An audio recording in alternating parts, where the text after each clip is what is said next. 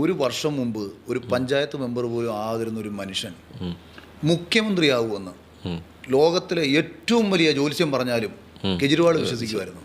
പൊങ്ങച്ചത്തിന്റെ ലോകമാണ്. ആ കമ്മ്യൂണിക്കേഷനിലാണ് ഞാൻ പറയുന്നത് തൃക്കാക്കര ഞാൻ ജയിക്കും. ആ ഉമാ തോമസ് വിരുദ്ധ വികാരം, MLA വിരുദ്ധ വികാരം, പ്ലസ് പിണറായി വിരുദ്ധ വികാരം,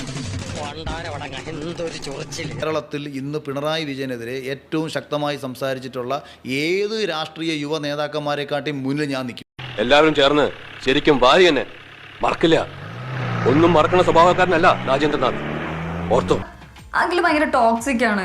നിസാരമായിട്ട് സ്ത്രീകൾ വളരെ എൻജോയ് ചെയ്തിരുന്ന ഒരു പ്രോസസ്സിനെ ഇവിടുത്തെ കുറെ ആശുപത്രികളും വന്നു. എനിക്ക് അപ്പോഴേ തോന്നി അവൻ ടോക്സിക് ആണ്. തിരഞ്ഞെടുപ്പിൽ പൂത്തിരി ചിഹ്നത്തിൽ മത്സരിച്ച ശ്രീ നിരപ്പേൽ പാപ്പി എതിർ സ്ഥാനാർത്ഥി മിസ് ആനി വർഗീസിനോട് 16 വോട്ടുകൾക്ക് തോൽവി ഏറ്റുവാങ്ങിയിരിക്കുകയാണ്.